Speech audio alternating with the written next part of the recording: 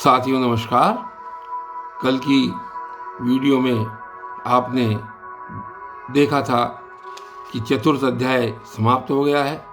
उसमें विभिन्न प्रकार के यज्ञों का वर्णन श्री कृष्ण जी ने किया है और आज आपके सामने प्रस्तुत है ये श्रीमद् भगवद गीता का अध्याय 5 पंचम अध्याय श्लोक संख्या 1।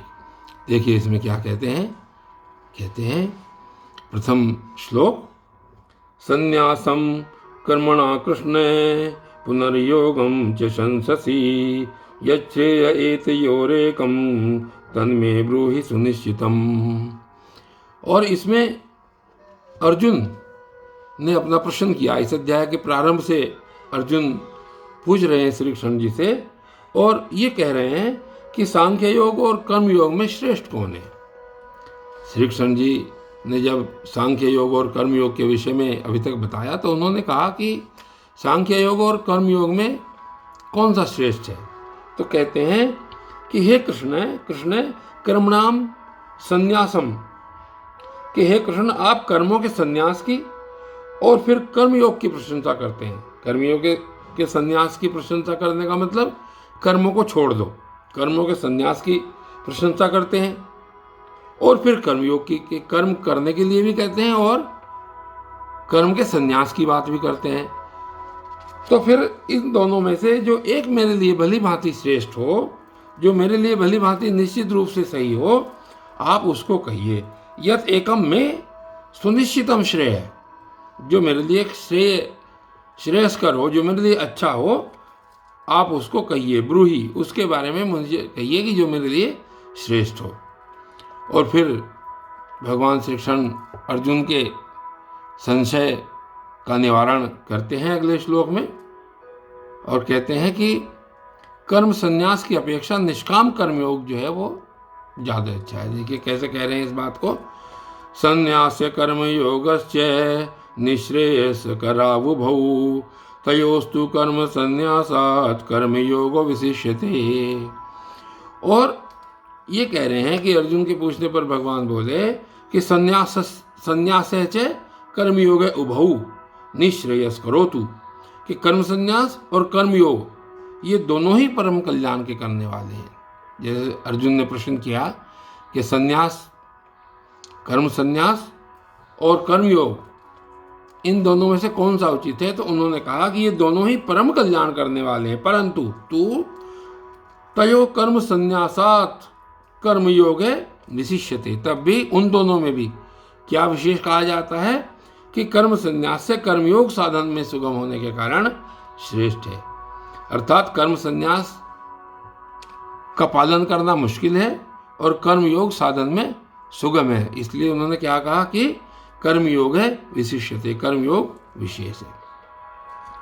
और फिर आगे देखिए श्लोक संख्या 3 में श्री कृष्ण जी क्या बता रहे हैं, कर्मयोग के महत्व के बारे में बता रहे हैं। ज्ञेय स नित्य सन्यासी यो न द्वेष्टि न कांक्षति निर्द्वंदो ही महाबाहो सुखम बंधात प्रमुच्यते।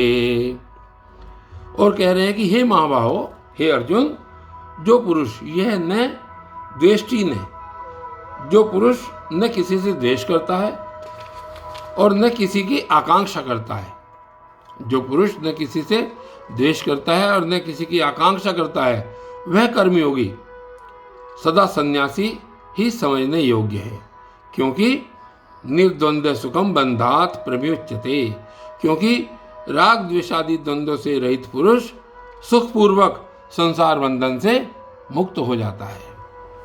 यहाँ पर कह रहे हैं कि जो कर्मयोगी किसी प्रकार से किसी से राग द्वेष नहीं करता, न किसी से किसी की आकांक्षा करता है, वो सदा सन्यासी ही समझने योग्य है, क्योंकि राग द्वेष आदि द्वंद्व से जो रहित पुरुष है वो संसार बंधन से मुक्त हो जाता है।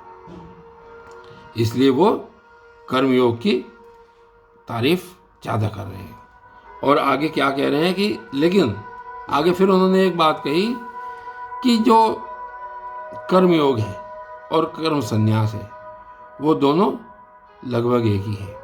देखिए क्या कहते हैं, सांख्य योगो पृथक बालाः प्रवदन्ति न पंडिताः एकमप्यास्थिते सम्ये गुणभयोरविन्दते फलम्।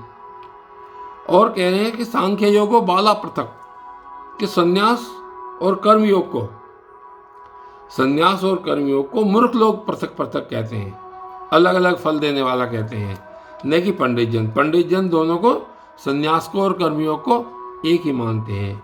क्योंकि पंडित जन, क्योंकि एक में भी सम्यक प्रकार से स्थित पुरुष दोनों के फलस्वरूप परमात्मा को ही प्राप्त होता है। यानी कि अगर आप कर्म संन्यास का रास्ता ग्रहण करें या कर्मयोग का, दोनों में से एक में भी वो व्यक्ति दूसरी चीज को प्राप्त नहीं होता, वो प्रत्येक अवस्था में परमात्मा को ही प्राप्त होता है। इस प्रकार श्री कृष्ण जी इस अध्याय 4 में यहाँ पर कर्मयोग और कर्म संन्यास के संबंध में बता रहे हैं। साथियों, ये कर्म संन्यास और कर्म योग जो संक्षेप में है, क्योंकि कर्म योग और कर्म संन्यास जगह जगह पर इसमें आएगा, तो इसकी एक संबंध में गीता में कहा गया है कि जो व्यक्ति मन, इंद्रिय और शरीर द्वारा होने वाले संपूर्ण कर्मों में कर्तापन का त्याग करता है, वह कर्म सन्यासी कहलाता है। यानी कि अपने सब किए हुए, अपने इंद्रियों के द्वारा किए हुए सारे कार्यों में जो कर्तापन का एहसास रखता है, कर्ता न होने का एहसास रखता है, कर्तापन का त्याग करता है, वो आदमी कर्म सन्यासी होता है। और जो समत्व बुद्धि से कार्यों को करता है, वो कर्मयोगी कहलाता है। इस प्रकार साथियों, ये आज यहाँ पर 5वें अध्याय की शुरुआत हुई है, प्रारंभ हुआ है, और कल भी ये 5वां अध्याय जारी रहेगा। तब तक के लिए धन्यवाद।